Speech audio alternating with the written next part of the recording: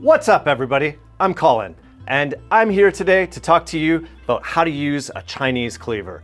If you've seen some of my other YouTube videos for Knifewear, you know that I love cleavers. I'm the manager of the Calgary store, and I lived in Hong Kong for a while. I never worked in Chinese kitchens. I worked in some Western kitchens back in the day, but I learned a lot of these knife skills from people like Daddy Lau or Fuchsia Dunlop or Martin Yan, these people who have really been bringing Chinese cuisine to the Western world. So today, I'm not going to go over what the different shapes are or really to explain how to choose a Chinese cleaver. I've got a whole other video about that. You can check it out later. Today is really just dou gong, that means knife skills in Cantonese. And I'm going to show you a bunch of the basics. Hopefully these will help you to be able to use a Chinese cleaver safely and effectively. Let's get started.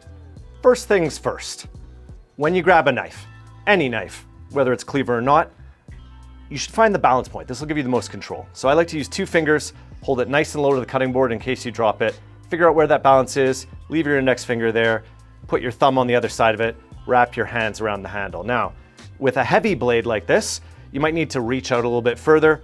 Some people even do like a 2-finger pinch. I've seen this kind of technique, whatever's gonna get you out to the balance point and give you a lot of control. That's for slicing, dicing, mincing, all those sorts of things. If you're using a heavier cleaver and you're gonna be chopping some bones or doing those kind of rough jobs, we're gonna use more of a hammer grip. That means I'm going to lock my thumb into this little ridge and grab all of my fingers around the handle. It's gonna be like a really solid grip for those heavy chops. Your other hand is gonna curl out of the way. So I'm gonna make a claw and I'm gonna touch the first knuckle of my middle finger against the side of the cleaver. One of the things that I really love about cleavers is that you get a lot of knuckle clearance and a lot of height on them. So it doesn't matter if you're cutting a big thing or a small thing, you can be right at the front of the board for garlic and ginger and stuff like that. And you'll be where you have a lot of knuckle clearance. So you're just gonna go through like so. And this allows nothing to be under the edge of the knife and allows you to regulate the size of the cut. You're just gonna kind of like scuttle your hand back as you're going. And also, you don't have to keep part of your knife touching the board. A lot of people like to stabilize their knife against the cutting board. You don't need to do that if you're stabilizing it against your other hand. It gives you a lot of control and a lot of safety. When you're using a Chinese cleaver, there's 3 main types of cuts. You have teat, which is literally just to cut. This is the most common one. Pin, which is to slice. This is longer cuts or more angled cuts. And then you have dam. Dam is to chop.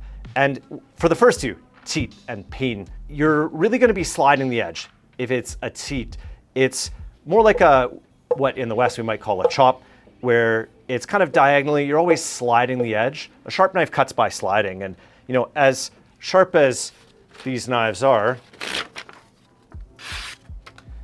I can touch the edge and I'm not gonna get cut, right? But you saw what it did to the paper, and I'm not gonna repeat that on my hand because the slide is what's gonna do it. So it just needs to be a little slide when you're chopping in the teat variety of chopping. For a pin, we're gonna use a lot more of the edge. When it comes to a dam, that's a lot more up and down, and you'll notice that the edge profile of a Chinese cleaver is kind of flat in the middle with a curve on either side. It's kind of like a smile shape. I like to say it's the happiest knife shape. And when you're doing those chops, like a dam, like a heavy chop through a bone, we're aiming that for the bottom third of the knife. It tapers like this, so that's where the thickest part of the knife is. And you'll notice, actually, let me move this one out of the way. You'll notice that if I chop down and I'm hitting the bottom third, that the front part of the knife doesn't touch the cutting board. That means the front part, where I'm doing more of the slicing and delicate cutting, that is gonna stay sharper because I'm doing the heavy lifting with this bottom part. And then if I switch my grip, then I'm using more of the front for those cuts and slices.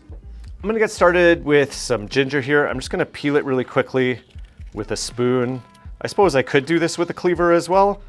The nice thing about using a spoon is it hardly takes off any of the skin.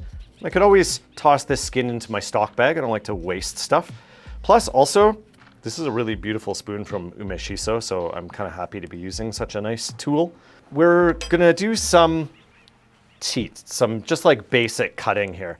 Now, I got a round thing, and so I wanna get a piece off of it and make it not so round. And there is actually on this one already a flat spot on the bottom that I can use.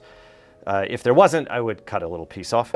And for this, I'm going to curl my fingers out of the way, line myself up, slide forwards, making contact with the cutting board at the end. Try to make these pretty thin. This, as far as the shape goes, is what you'd call peen. And yes, that is the same peen as what I said with slicing. If it's a verb, it's to slice. And if it's a noun, it's a piece like this, kind of like a thin, flat piece of whatever it is that you're cutting. I talked about the 3 main styles of cutting. There's 4 main shapes. Those are peen, which we're seeing here, these like flat kind of pieces. And then there's si, which is like thread, like silken thread, very skinny, long pieces. Tiu is like typically round or flat, long, slightly wider pieces. And then there's phi, which is like chunks of stuff. Whether it's the 3 primary styles of cutting or the 4 primary shapes, there's a lot of permutations and combinations. So if you were looking at, an encyclopedia of Chinese cooking, you would find something like 33 variations of these basic knife skills, or you'd find 63 variations of these basic shapes. This is just one video, so we're not going to get into all that, but there is your peen. I'm going to leave one of those out. And then I'm going to take a stack of these together and I'm going to very finely cut them. This is more like what you would call a si. These are like little threads, little matchsticks. I'm terrible with French cuisine names, but maybe it's like an allumette matchstick. For some situations, maybe you don't want to put the ginger into whatever you're cooking. So you can actually just have like a chunk of it. So this would be more like a phi. And I'm leaving the skin on and I'm going to loosen it up by smacking it with my cleaver. Like this releases a lot of the juices and the flavors. And if I toss this into a braise or a stew, it would be easy to pull it out afterwards. So there's my big old chunk. When you're smashing stuff like that, you don't have to just whack it. If you're whacking it, the only thing that your cleaver is touching is the thing you're whacking. You don't want to hit the cutting board because you're going to end up like bending your cleaver. You could also do these sorts of things by pressing down. Ginger, that's a little bit hard. Ginger's quite dense. So I'm going to grab a little bit of garlic here and we'll do that smash again. But rather than smashing it just like so, which is a lot of fun to do, I'm going to put my cleaver on it and I'm just going to flex my fingers and press down. So that's really good for getting the skin off of garlic, that kind of pressing thing. And with a cleaver, you're nice and far away from the edge, which is pretty handy. For further cutting, like teat, I might take some of my little threads that I made here, my seat, and I'll line those up. And now I'll chop them up into little cubes here. So I'm still using the teat cutting technique, right? And this kind of shape, I think you might call it a lup, like a sai lup, which is like a little small thing. This is great if you want to kind of disappear into your sauce. I'm going to be making fried rice today, but that is going to come out as a separate video. And I'm going to use this in my fried rice because it's like about the same size almost as grains of rice. Similarly with ginger and garlic, you don't always have to do all the cutting. You can kind of smush. And then I'm partway there to chopping this up, rotate that around and chop that up again. This is a little bit more of kind of like rough pieces, more uneven than if you're doing the nice slice. But in the end, for something that's going to end up breaking down in whatever you're cooking, it doesn't matter a whole ton if it's like absolutely perfect pieces because no one's really going to see it anyway. Notice that when I'm moving food around, I'm using the top of the knife to scrape. This is one of my favorite things about a Chinese cleaver is that you can really get a good scrape and not use the edge of your knife, which is really bad for the edge of your knife. If you don't have one of these, maybe grab yourself a griddle scraper. You could use the back of your knife a little bit as well, but I get a lot of pressure like that. So those are some of the basic ways that you can use a teat. Let's move on to another skill here. If you are doing a garnish, like you're just gonna toss these on top, You take your bundle of green onions, take off the dry stuff at the top, and then we want to get this really, really fine. We're gonna make little rings, and I'm using my claw to really regulate the size of the cut. Try to make these as thin as I can, so we get just like very fine pops of green onion. Board contact's really important. I'm really running that smile shape, so you see it kind of rocks a little bit, to make sure that I'm getting all the way through the green onions. If you have a nice sharp knife and you slide it and then you run it into the board, it's gonna cut, trust me. There you go, those are nice and fine. That'll be great for a garnish. Just to show you what's going on that maybe you can't quite see, this is my mise en place set.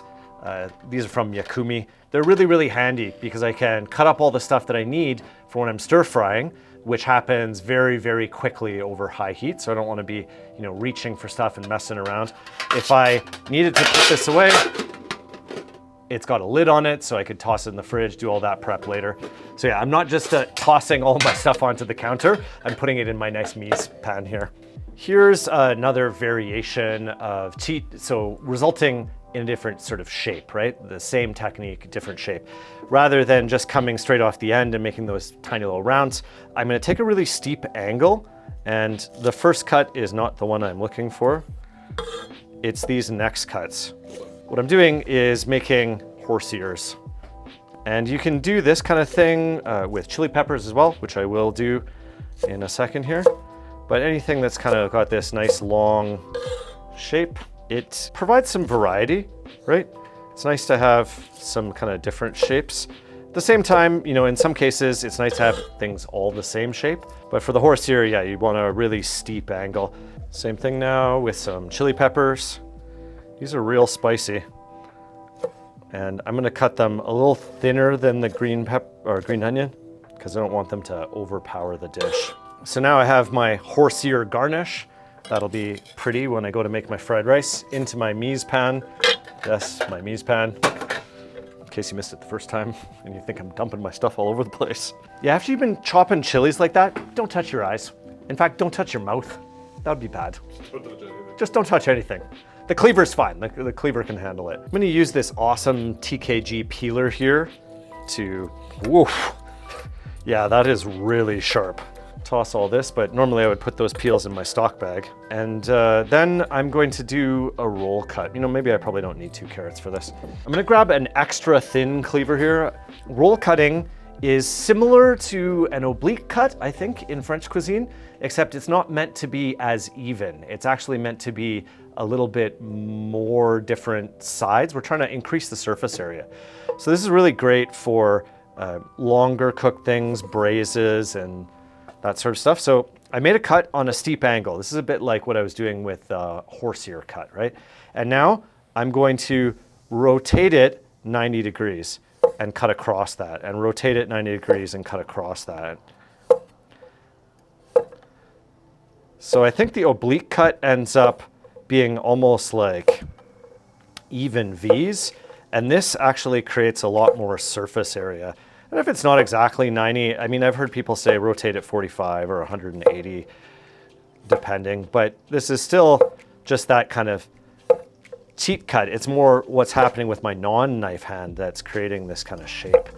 As you get into the taper, because we want pieces to be similar size, when I get into this more tapered part, I'm gonna start making the angle a little bit steeper so that I can have pieces that are about the same size. So there you go, roll cuts. Let's talk about scoopage. I need to trademark this word, it's not in the dictionary, but what it means is that you can scoop a lot of stuff onto your Chinese cleaver. If you have a board taxi or a food scoop, that's helpful if you're using something like a santoku or a gyuto, like Western chef's knife, whatever. You can't scoop as much, but I just cut up this whole carrot and I can scoop the whole thing. When you're scooping, remember that you're not gonna cut yourself if you don't slide. So I can touch my hand, I'm not gonna get cut, it's fine. Also, I mentioned that you don't wanna scrape the board because that's bad for the edge. The edge angle on this cleaver is pretty low. So if I'm lower than that edge angle, I'm not hitting the edge, and I can scoop towards my hand, I can get all of that on there. And if you look, the bottom of my hand is now past the edge. So I'm really, really safe in this position. I can scoop a lot of stuff. It's part of what makes using a cleaver really, really efficient. Your food scoop is built into the knife and I love it. Here I've got a Napa Cabbage and I'm gonna shred this up. It's pretty handy to have a big cleaver when you're cutting big things like this. Typically, I like to use a knife that's kind of like, bigger than the thing that I'm cutting. And I'm gonna leave the bottom intact on this to start because it's gonna kind of hold this together. Let me peel off a couple of these outer layers that are looking a little haggard and tired. I'm gonna chop forwards here, get my tip down to the cutting board, and then reach over and pull through, keeping the handle nice and high. Now I've got halves. I'm gonna use my claw to regulate the size. When you're using a bigger, heavier cleaver too, you can let the knife do a lot of the work for you. Just like push it forwards and stop supporting the weight and it's gonna drive through it. This is my civil and military knife, my Munmo Do, and it really tapers a lot on here, but I've also sharpened it a little bit differently. I've sharpened it from a 20-degree angle, tapering to a 15-degree angle. So I'm gonna make sure with a knife like this that I'm really doing my cutting in the front 2/3 of the knife when I'm doing this kind of fine cutting. It really just falls through the food and I get such a kick out of it. I'm kind of trying to shave this. And on some of these cuts, I'm like hardly taking anything, but I think it's better than taking too much. So that's really the trick. You use your claw to regulate the size of the cut. Let the knife do the work. And don't worry if you only kind of shave off a little bit. You get the idea there? Beautiful. Next up, this is a rotisserie chicken from the grocery store. The technique that I'm gonna use though works really well if you're doing something like a bak thit gai, like a white cut chicken, which is like you sort of boil the chicken but really gently and then you cool it and you slice it and you serve it up with lots of dips. Part of it is the presentation. And you know what? I'm gonna grab a big old cleaver for this. We're gonna go with the Cow Kong chopper because this is now getting into the dam chopping skill. We are going to take this chicken apart, but then we're gonna put it back together into something that is kind of chicken shaped. The idea being that if you're eating Chinese style, there's no knives on the table. That's considered to be sort of barbaric or dangerous or just, it's not very polite in Chinese culture. Everything is cut up into chopstick sized pieces. You have chopstick, spoon on the table. And so I need to cut this up into, sort of more bite-sized pieces. Totally okay in Chinese table manners to use your chopsticks and take a bite off of a chunk of chicken and then put the other part back onto your bowl. But still, we want it to be relatively small. I am going to cut this apart. It's kind of falling apart, so this part is quite easy, but I gotta be careful to not just like rip it, which is what I did when I was practicing for this video. I just ripped the bone right out because it was so tender. So that's the wings. I'm now gonna take off the legs. I'm kind of half pulling and half slicing. So I'm slicing in so that I can see what I'm doing and then feeling for where that bone is, right there. And then slicing the rest of the way through. There's the butt. Let's take that off. We'll put that first on the plate. That is a very tasty little bit of chicken.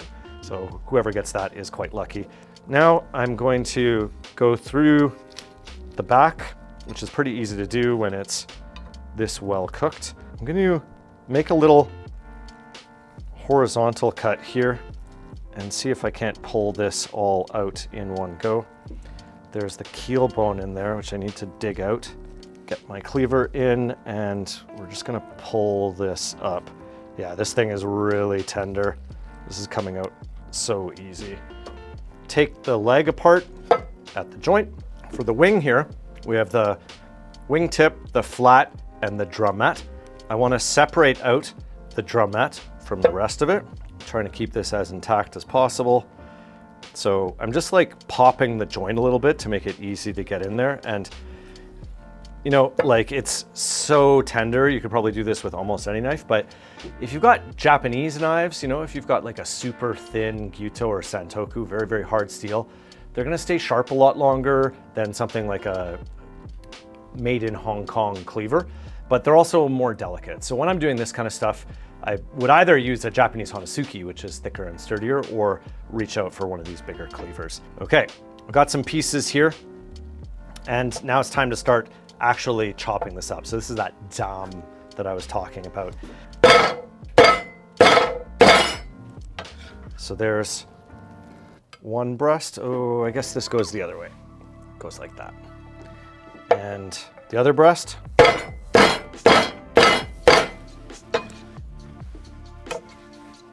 Okay, so we're putting this back together on the plate.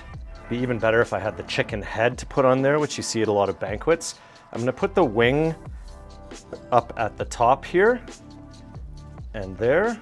Now I'm gonna chop up the legs and thighs. This is right on the bone. So for chopping through bones, you definitely gotta make sure and let the knife do the work for you. Get that good hammer grip that I was talking about earlier. Make sure that your other hand is well out of the way. You're not doing our claw with the touching the side here, but right. And we'll get one more and put this all back together.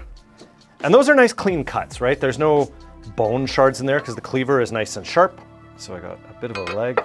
Move this forwards a bit, and we'll do the other leg the same way.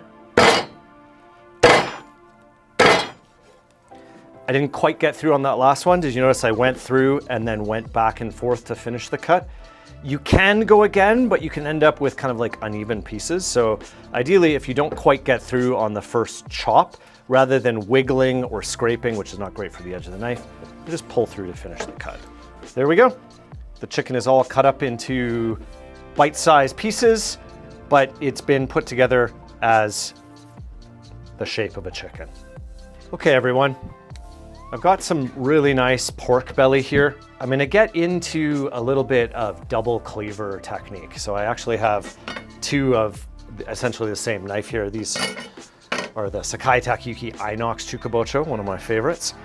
I'm gonna do this two different ways. So first I'm just gonna cut it in half here. I'm gonna get the skin off, which actually is gonna introduce a bit more of the peen style of cutting, like slice cutting, and specifically any types of cuts that are on a bit more of an angle. So I don't want this skin on it. I'm gonna get my knife right nice and parallel to the cutting board, and I'm sliding back and forth, keeping it really flat. Now, as I get towards my hand, I really wanna make sure that I'm not gonna cut into it and maybe reach over on the other side. Helps that I'm on the end of the cutting board. And when I get to this last little bit, I'll just finish my cut. I don't want to take off like too much of the fat there, so I'm trying to get really close to it, but there we go. I got the skin off. And this has actually been in the freezer. If your meat is totally frozen, there's a good chance that you could chip your knife. So here's the trick. If you need to cut meat really thinly and finely, if you put it in the freezer for like an hour or two, depending on how thick the meat is and how cold your freezer is, then it gets nice and firm and you can slice it really thinly. It doesn't sort of slide and smoosh all over the place, but you're not gonna damage your knife. It's a bit more of a problem if you take frozen meat out of the fridge and then try and defrost it and then start cutting, because the middle of it could still be just like rock hard and you wouldn't know. So I prefer to, if I'm doing this kind of cutting, toss it in the freezer for a little bit first. And this is good. It's nice and firm. It's not like totally frozen. And I'll show you two different ways of doing this setup. One is you just slice it, or like almost chop it, I guess, really, really thin.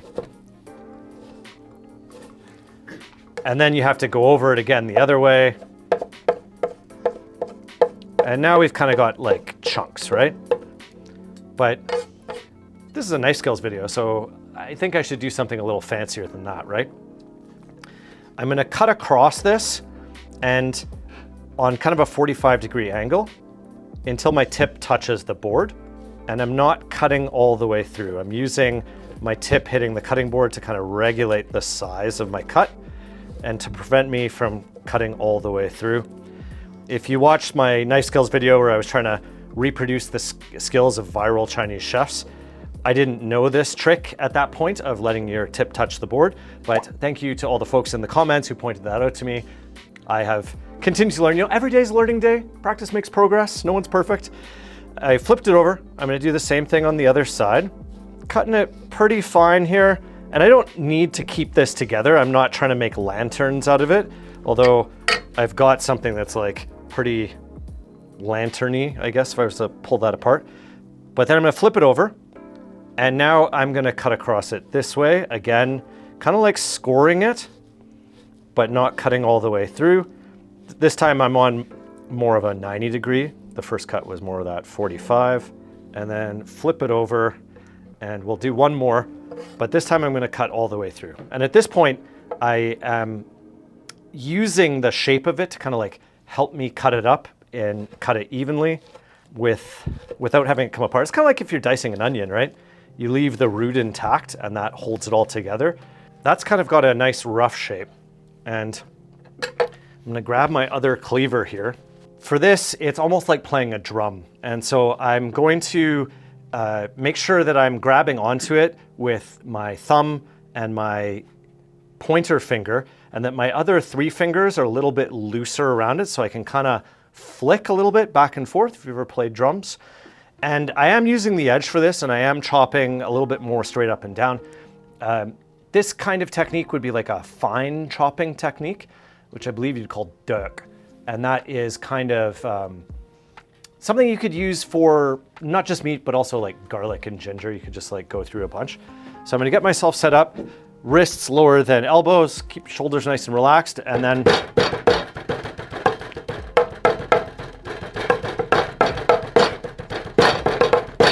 when it starts to come apart, I'm gonna scrape it back together, trying not to use the edge to do that scraping.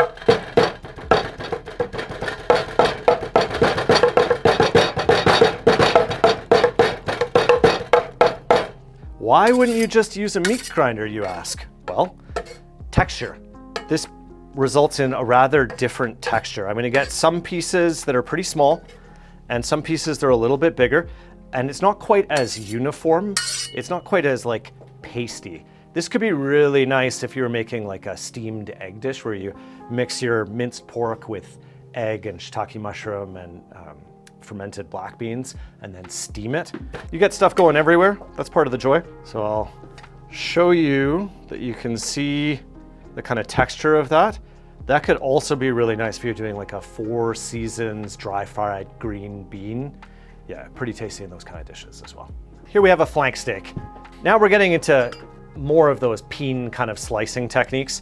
First thing I'm gonna do here is a draw cut just to get off some of the more uneven bits. And I'm also gonna put my knife really flat and trim off a bit of that extra fat there. Flank steak, for those of you who haven't tried it, is a pretty tough cut of steak, and it typically needs a little bit of love. So, you know, if you're doing a London broil with a flank steak, I believe you slice it against the grain before serving. Slice this again into some more sort of like chopstick size pieces. So maybe I'll do one more through. And then for this technique, I want to cut across the grain, and I'm going to use my other hand to kind of firm it up and help me get a grip on it. This is almost the way, if you've ever seen anyone cut sushi with a yanagiba, that you do it. And so I'm going to take my first cut here. That's not the cut that I want, but now I've got my guide cut, and I'm going across the grain, starting from the very heel of my knife, leading towards the tip. When you get to the cutting board, you can kind of turn the edge down a little bit to cut it off, and I'm getting really nice, thin pieces. Those will cook really quickly. This will be good for hot pot as well as stir fries. Something else I like to do with flank steak, which is a very flavorful cut, but again, not the most tender, is I will velvet it, which means using a bit of baking soda and a bit of cooking wine, and you soak that and it kind of like tenderizes it and gives it this velvety quality. You gotta rinse it really well before you then start cooking with it. But if you ever wondered how Chinese restaurants get that beef in their stir fry that's got that kind of velvety mouthfeel and is so tender, it's a combination of knife skills and preparation. So I'm still just slicing on a nice steep angle. I'm using a bit of thumb pressure on the top of the knife. That helps to keep the thing I'm cutting from sliding away from me. I'm also using a very thin knife. This is that mulberry knife again, really great for slicing. There we go, that'll be really nice for a stir fry. Back to the double cleaver for some pummeling action. And this is a chicken thigh. It still has some like membrane and some tendon, and if I was making a meatball and I wanted that really like smooth, almost like boingy texture, as our operations manager likes to call it, you gotta mince your meat up really, really fine. And you could just put it in a food processor. The problem with that is that you end up with all of the tendons and gristle and all of that in your meatball. So instead, I'm gonna use 2 cleavers in reverse grip. I'm gonna use the dull part of it, and I'm gonna pummel this, and it's gonna turn it into a bit of a paste. I'm gonna use the top to scrape it and get the tendons out. A bit like playing a drum. As I was saying with the double chopping technique, the duck technique, if you're gonna try this at home, take your time, 1 cleaver at a time until you build up your rhythm.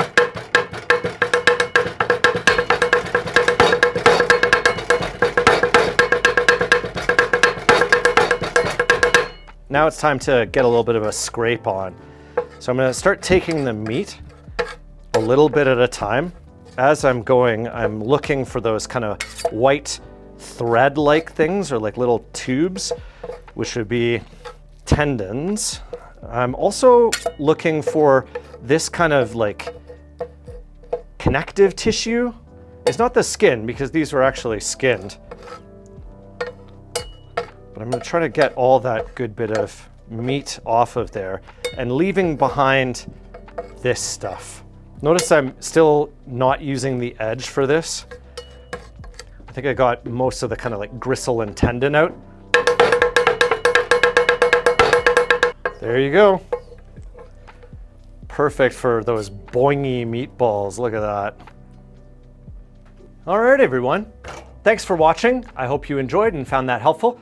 If you'd like more cleaver content, you can check out my Chinese cleaver super comparison video to help you understand the different sizes and shapes and how to pick the one that's right for you.